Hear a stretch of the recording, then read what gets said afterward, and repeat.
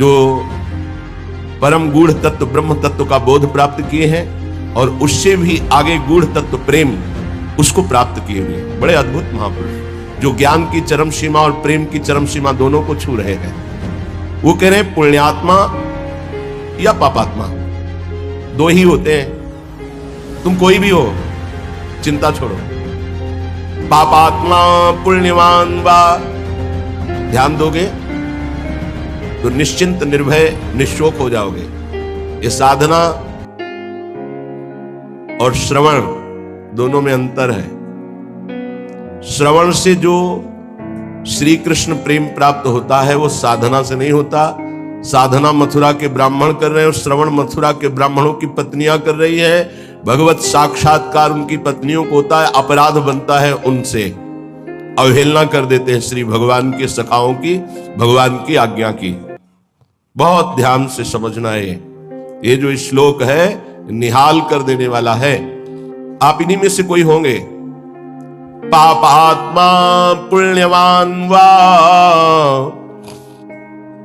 प्रशरद अपयशाः कीर्तिमान वा, तुम्हारा बहुत यश है या बहुत निंदा हो रही है, बहुत पापी हो या पुण्यात्मा हो। महादुष्प्राप ग्रासोत्स सम्राट समजड़मति सर्व विद्या निधिर्वा, तुम बहुत दरिद्र हो या बड़े वैभवशाली सम्राट हो। बहुत सुंदर बात है। तुम जड़मती मूर्ख हो या बहुत विद्या विशारद विद्वान हो, तुम कोई भी हो, चिंता छोड़ो। यह को पिस्या सखे, हे मित्र तुम कोई भी हो, नो गणे कथम पीक्षस्व वृंदावनम तच्छिंद छिंद स्वपासान गुरु निगम गिरास्वी मोहैक सिद्धान।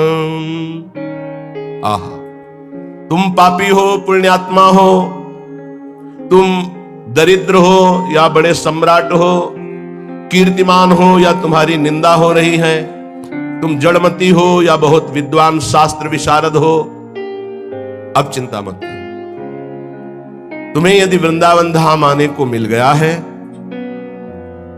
और तुम्हें शास्त्र के अनुसार चलने वाले रसिक सदगुरुदेव की शरणागति मिल गई है, तो छिंद छिंद स्वापाशान, अब तुम्हारे जितने बंधन हैं सब छिन्न भिन्न हो जाएंगे, नष्ट हो जाएंगे।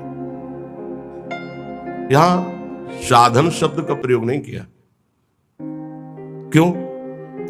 क्योंकि साधन असाधनों को मिटाने के लिए जन्म जन्म रगड़ करनी पड़ती है।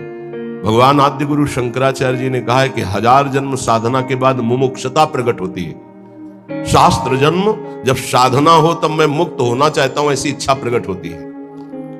और भगवत प्रेमी महात्मा का एक क्षण का संग तात स्वर्ग अपवर्ग सुख धरी तुलाए कंग तूलन ताय सकल मिल जो सुख लव सत्संग।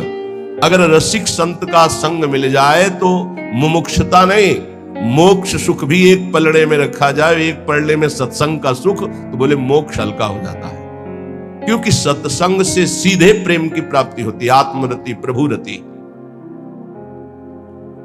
रसिक महापुरुष का हृदय हर समय आनंद की उफान में रहता है। जब आनंद की कमी होती तो दूसरों से सुख लेने की वासना जागृत होती है। जब आनंद की उफान होती तो दूसरों को सुख देने की भावना जागृत होती, जिसे तत्सुख भाव कहते हैं। ये रसिकों में सिद्ध है।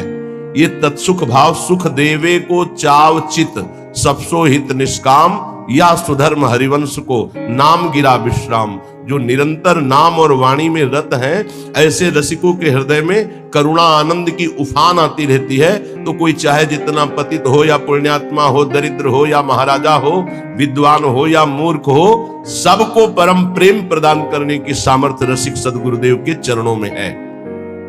तो जो अपने मोह का छेदन कराना चाहता है वो गुरुदेव के चरणों का आश्रय लेकर उनकी आज्ञा के अनुसार चले। गुरुदेव कैसे? बोले गुरु निगम गिलास, जो शास्त्र मर्यादा से सिद्ध हुए हैं। मनमानी आचरण करने वाला शास्त्र विरुद्ध आचरण करने वाला साधक नहीं होता, फिर सिद्ध कैसे हो सकता है? सिद्धों में कुछ दिव्यताएं होती हैं जो समझ के परे होती हैं। वो हमारी मानुषिक बुद्धि नहीं है, वो दैवी संपदा का सिद्ध महापुरुष, उसकी कुछ ऐसी चेष्टाएं हो सकती हैं जो बालवत या पागलवत दिखाई दे सकती है, लेकिन बहुत ऊंचे में है, जहां कोई कर्म छू नहीं सकता, जहां कोई विषय स्पर्श नहीं कर सकता, जहां किसी भी तरह के बंधन का कोई भी हेतु नहीं रह गया है, वो ऐसी स्थिति होती है। बोले उनके आज्ञा अनुसार अपने जीवन को चलाना, ये इसलिए शर्त गुरुदेव में भी रखी गई है। तस्मात् शास्त्रम प्रमाणम थे। कोई भी ऐसा साधक नहीं जो सिद्धावस्था की तरफ गति कर रहा हो, शास्त्र विरुद्ध आचरण करके सिद्ध हो जाए, असंभव। तो गुरुदेव कैसे ऐसे हो सकते हैं? इसलिए शर्त रखी गई कि प्रायः हम जहां किसी की बड़ाई सुनते हैं, थोड़ी बात सुनते हैं, हम गुरु बना लेते हैं। नहीं बनाना चाहिए। गुरु बनाने के लिए बहुत रुकना चाहिए। वर्ष 2 वर्ष कम से कम सत्संग सुनो, किसी और से नहीं, अपने हृदय से जांचो, किसी और से नहीं, क्योंकि और की मति किस कोटि की है वो आपकी बुद्धि को भ्रष्ट भी कर सकती है, आपकी बुद्धि को फंसा भी सकती है। कैसे?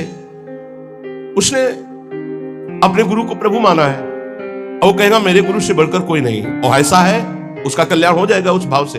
लेकिन आप बौद्धिक स्तर के तर्क करने वाले हैं, तो आप अपनी बुद्धि से गुरु को पहचानिए। कोई कह रहा है कि पाखंड है, ये उसकी बुद्धि का है, आप अपनी बुद्धि से निर्णय कीजिए। किसी की श्रद्धा और किसी की अश्रद्धा से अपने हृदय में कोई फर्क नहीं पड़ना चाहिए। स्वयं निर्णय करना चाहिए भगवान को साक्षी करके कि हे प्रभु सच्चिदानंद, आप मेरे हृदय को जानते हैं और सामने बैठे हुए हृदय को जानते हैं, तो नाथ मेरे सदगुरुदेव के रूप में आप कहां हैं, कौन है, मुझे परिचय दीजिए, तो प्रभु आपका संबंध करा देंगे। अभी एकांतिक में एक भक्त ने प्रश्न किया, बोले आपके प्रवचन सुनते हैं तो एकदम विरुद्ध गुरुजी के वचन लगते हैं, गुरुजी के वचन जब सुनते हैं तो आपके विरुद्ध लगते हैं, तो हमका निर्णय करो आप कि किसके वचन सत्य हैं। तो बोले जब इधर का सत्संग हम सुनते हैं तो लगता है नहीं, जीवन का लक्ष्य भगवत प्राप्ति, तो गुरु पे श्रद्धा होती है, मुझे क्या करना चाहिए। साधक फंस जाता है, उसको लगता है, वो खुद बोला, मुझको लगता है यदि मैं शास्त्र विरुद्ध चलता हूं तो जीवन बर्बाद होता है गुरु की बात मान के, और यदि आपकी बात मानता हूं तो गुरु का अपराध लगता है, क्या करूं? नहीं, डरने की जरूरत नहीं। गुरु बलि तजेऊ कंत ब्रज बनितन भे मुद मंगलकारी। गोस्वामी तुलसीदास जी बड़े सिद्ध महापुरुष हैं। भे मुद मंगल, वो स्वयं मंगल नहीं, दूसरों का मंगल करने वाले बन गए। भगवत प्राप्ति नहीं तो जीवन का लक्ष्य क्या है? क्या लक्ष्य है? केवल विविध प्रकार के भोग विलासिता पूर्ण संसार को सत्य मानकर भोगना? नहीं नहीं नहीं, बिल्कुल भुलावा, बिल्कुल भुलावा। हमें भूल भुलैया में नहीं फंसना। कभी कभी माया के पार्षद भगवान के पार्षद का रूप रख करके आते हैं, हमें ठग करके भूल भुलैया में लगा देते हैं। नहीं, सदगुरु भगवान श्री कृष्णचंद्र जो हैं, हम उनसे प्रार्थना करें कि यदि प्रगट में गुरुदेव की जरूरत है तो आप मुझे बताओ कहां प्रकाशित हो, या तो उनसे मुझे मिला दो या उनको मेरे पास भेज दो। यदि जरूरत है तो आप ये व्यवस्था करो, मैं तो आपको गुरु मानता हूं, बस निहाल हो जाओगे। हमारी बात मान लो। श्रीपाद कह रहे हैं, रसिक सदगुरुदेव के चरणों का आश्रय लेकर स्वयं मोहिक सिद्धांत, अपने मोह का नाश कर दो, देह की प्रियता, देह के रिश्ते नातों का, तो सिद्धांत तुम्हारे अंदर सिद्धावस्था आ जाएगी। सिद्धावस्था प्रिया प्रीतम के प्रेम रस में डूबना। ये तो बताया शरणागति का श्लोक। आप पापात्मा हो, पुण्यात्मा हो, दरिद्र हो, राजा हो, विद्वान हो, मूर्ख हो, कोई भी हो, निश्चित तुम्हें भगवत प्राप्ति हो जाएगी यदि वृंदावन में विराजमान रसिक सिद्ध संत का आश्रय ले लो, गुरुदेव का। पर गुरुदेव का आश्रय कैसे ले लो? बोले स्वी मोहिक सिद्धांत। मोह आश्रय में बाधा पहुंचा देता है। शरीर का मोह, परिवार का मोह, नाना प्रकार के भोगों का मोह। मोह गए बिनु राम प्रद होई न दृढ़ अनुराग। तो मोह अगर है तो गुरुदेव के चरणों में निष्ठा पूर्वक आप टिक नहीं पाएंगे, वो आपको हटा देगा। और अगर गुरुदेव की निष्ठा में टिक गए तो मोह का नाश हो जाएगा। मोह मूल बहुशूल पद त्यागो तम अभिमान। जब तक मोह है तो संसार चक्र बना हुआ है, मोह का नाश हुआ, संसार चक्र नष्ट हुआ। अब वृंदावन की रहनी बता रहे। पहले श्लोक में शरणागति बताई, अब कह रहे कंथा कौपी नवासस तरुतल पतितैः क्लिप्त वृत्तिः फलाद्यैः कुर्वन्नो व्यर्थ वार्तां कथमपि न वृथा चेष्टया कालयापि त्यक्त्वा सर्वाभिमानं प्रतिगृहमटनं तुच्छ भैक्षाय कुर्वन् वृन्दारण्ये निवत्स्याम्य समनुसरन् राधिकैकात्मलोकान् कौपीनवंता खलु भाग्यवंता। बड़ा भाग्यशाली होता है जो लंगोटी वाला होता है, कोई खिलवाड़ नहीं। आद्य गुरु भगवान शंकराचार्य जी का ये कौपीन का स्तोत्र है, कौपीनवंता खलु भाग्यवंता। नरसिंह मेहता का काछ वाछ मन निश्चल राखे धनी धन जननी तेरी रे। लंगोटी का पक्का, जबान का पक्का और मन का पक्का। बोले भर नरसैया दर्शन पावा। हमारे बड़े भाग्य जो मैं ऐसे संत के दर्शन पाऊं जो लंगोटी का पक्का, जबान का पक्का और मन का पक्का। कंथा कौपीन वासास कौपीनवंता खलु भाग्यवंता। लंगोटी का तात्पर्य होता है जितेंद्रिय, आजीवन भगवत आराधन में अपने जीवन को समर्पित करके एकमात्र परमानंदमय सुख का भोक्ता, किंचन मात्र कहीं कि किसी इंद्रिय का भोक्ता नहीं। वासास परिग्रह रहित वस्त्र।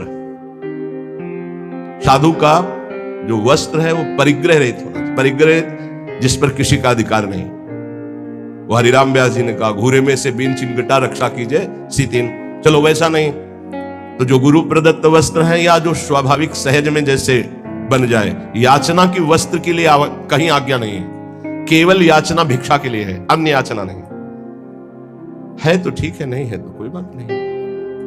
जब हमने अपने जीवन को प्रभु के चरणों में सौंप दिया तो अब हमको इस शरीर की इज्जत की परवाह नहीं। शरीर का कोई, ये तो प्रभु को समर्पित वस्तु है, वो जैसे रखें, जैसे प्रभु हमें रखे। हमारी याचना नहीं होनी चाहिए। तो अयाचक वृत्ति से यदि कोई हमको दे दे तो भी हम कम पैसे वाली चीज से अपना गुजारा करना सीखें। शरीर स्वस्थ हो, साधन पथ में हम चल रहे हैं तो कोशिश करें कि कम पैसे वाला कपड़ा हमारा हो, कम पैसे से हमारा पेट भर जाए, कम पैसा हमारी दिनचर्या में लगे। ये जीवन भर इसका निर्वाह गुरुदेव की कृपा से हुआ है। अब तो जैसे प्रभु रखें, प्रभु जैसे। शरीर स्वस्थ है तो टोटी से उतना ही पानी निकालना है प्रकृति का जितना आपको आवश्यक है। लाइट उतनी, ये नहीं कि आपके कमरे की है, नहीं, विश्वात्मा भगवान आपको सुविधा दे, उतना ही पंखा चलाओ जितनी जरूरत। जितना लाइट की, अगर बिना लाइट के आपका काम चल रहा है, पढ़ना नहीं, दरवाजा बंद, लाइट बंद, शांत अंधेरे में बैठकर चिदानंद स्वरूप प्रिया प्रीतम के ध्यान में मगन हो। साधु की एक अपनी रहनी होती है। ये बाहर घूम रहे हैं, पंखा चल रहा है, कूलर चल रहा है, वो सब तुम्हारे भजन कट रहे हैं। तुम क्या समझते हो फ्री चल रहा है? प्रकृति कोई तो पैसा देगा ना, तो प्रकृति से उतना ही प्रतिग्रह लिया जाए जितने की अत्यंत आवश्यकता हो, चाहे गृहस्थ हो चाहे विरक्त। वो तुम्हारी संपत्ति नहीं, विश्वात्मा भगवान की है, तुम्हें सेवा के लिए दिए। अगर तुम बिजली उतनी खर्चा करोगे तो वो दूसरे की सेवा में आगे आ जाएगी। प्रकृति बहुत बड़ी है, परमात्मा की ये संसार की जो सृष्टि है सबकी सेवा में पहुंचने के लिए वस्तुएं, हम उतना ही प्रयोग करें जितनी हमें आवश्यकता है, ये हमें उन्नति अध्यात्म की प्रदान करेगी। तो वास, वस्तु, वस्त्र उतना ही प्रतिग्रह शून्य होकर प्रयोग करे जितनी अत्यंत आवश्यकता है। और विरक्त के लिए घर परिवार से मनिया ऑर्डर आकर के खर्चा होना, इससे अच्छा घर लौट जाए और वहां जाके मेहनत करे और फिर अपना जीवन यापन करे। अगर विरक्त है तो एकमात्र आश्रय गुरुदेव का, श्री भगवान का, बस जैसे भरण पोषण करें, जैसे बहुत अच्छे से करते हैं। अगर भोजन नहीं मिलता है तो आनंद इतना दे देते हैं कि भूख का कष्ट नहीं रहता है। सच्ची मानिएगा, ये केवल प्रवचन की बात नहीं है, ये छाती की बात है। कई कई दिन जब भोजन नहीं मिला तो इतना आनंद पवा देते थे कि भोजन की भूख मिट जाती थी। नहीं खान पान ते भावे है, नहीं कोमल वसन सुहावे है, ये प्रतिग्रह शून्यता। कंथा कौपी नवासस, नहीं खान पान ते भावे है, नहीं कोमल वसन सुहावे है, सब विषय लगे ते खारा है, हरि आशिक का मग न्यारा है। तरुतल पतितैः क्लिप्त वृत्तिः फलाद्यैः। अब वृक्ष के नीचे रहने का समय नहीं रह गया, क्योंकि वृक्ष ही नहीं रहने। जिसको देखो वृंदावन वास के लिए आएगा तो सबसे पहले लता का हनन करने की सोचेगा किसी लता को नष्ट करके आपका वृंदावन वास हो रहा हो, मत करना, श्री जी नहीं मिलेंगे। लता श्री जी की नित्य सहचरी है हमारे ब्रज की, और उसको काट करके, उसको हटाकर फ्लेट बना के, और उसमें अब बड़ी चतुराई की जाती है, बड़ी चतुराई की जाती है। जेसीबी से उसके नीचे कुआं कर दिया जाता है, वो गिर जाता है, रातों रात काट कर बाहर हो जाता है। तो क्या विश्वात्मा भगवान नहीं देख रहा है? रातों रात नष्ट हो जाओगे तुम, रातों रात नष्ट हो जाओगे। समय आने दो, लिख लो। ये ब्रज की लताएं, आप कोई भी हो, कोई भी हो, चाहे आप भूमि बेचने वाले हो, चाहे आप ब्रजवासी हो, चाहे आप बाबा जी हो, चाहे आप गृहस्थ हो, कोटि ब्राह्मणों की हत्या का पाप लगता है एक लता के छेदन से।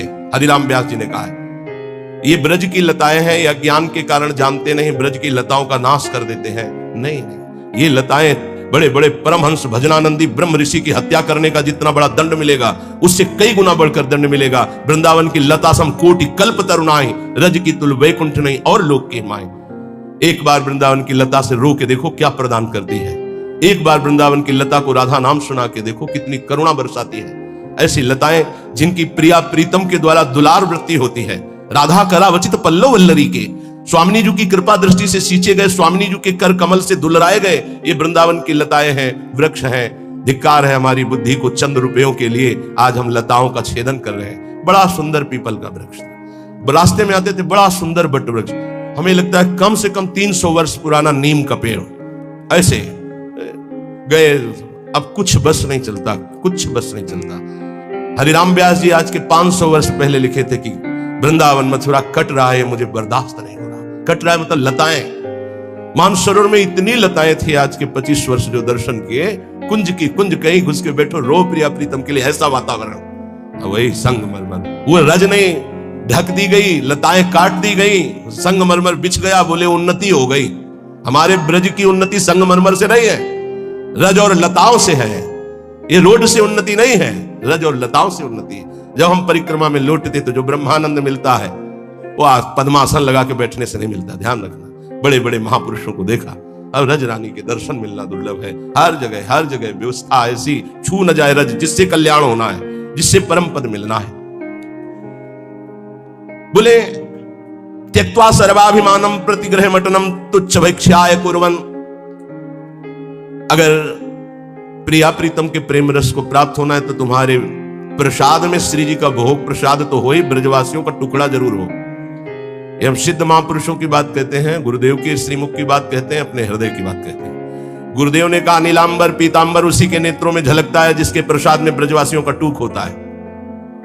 बड़े बड़े महापुरुषों ने ब्रजवासियों के टूक की महिमा गाई है और ऐसे आदेश दिए हैं कि यदि वो बच्चे को शौचाकर बिना धोए उसी हाथ से रोटी देनी तो दोष दर्शन मत करना, उस रोटी को ले लो और धो करके पालो, तुम्हें प्रिया प्रीतम की प्रेम प्राप्ति होगी।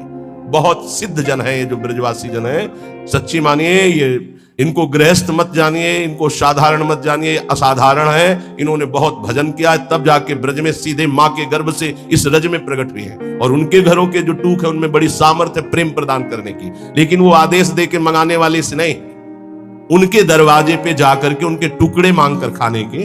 त्यक्त्वा सर्वाभिमानम प्रतिगृह मटनम तुच्छ भैक्ष्याय कुर्वन्।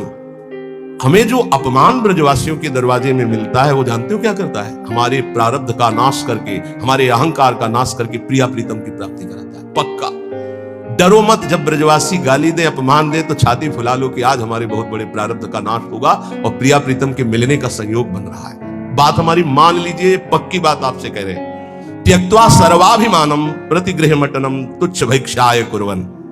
कुछ लोग ये शब्द सुनकर, जैसे हितधाम में भी वृंदावन महिमामृत की चर्चा, तो ब्रजवासी के पास है अपने कि देखो हमारे पास सब कुछ है, आदेश हुआ है कि भिक्षा ले, तो पहले ये दिखा के सम्मान प्रीता चाहना, ऐसा नहीं। त्यक्त्वा सर्वाभिमानम प्रतिग्रह मटनम तुच्छ भैक्ष्याय कुर्वन्। अपने को तुच्छ समझकर, सब अभिमान त्याग कर ब्रजवासियों के प्रत्येक दरवाजे पर जाकर राधे श्याम। प्रत्येक दरवाजे का मतलब आज इन 5 घरों में तो कल उन 5 घरों में नहीं, दूसरे 5 घरों में परिचय न बनने पावे। तुच्छ भैक्ष्याय कुर्वन् कुर्वन् न व्यर्थ वार्ताम। कभी बेकार 1 मिनट भी न जाने पावे। कथमपि न वृथा चेष्टया कालयापि। कोई भी 1 मिनट व्यर्थ के कार्यों में न जाने पावे। भिक्षान्न पाना, लंगोटी वाला बनना अर्थात जितेंद्रीय भाव रखना, वास और वस्त्र की याचना न करना, प्रभु जैसे जहां रखे वैसी व्यवस्था में रहना, उदर पोषण में भिक्षान्न जरूर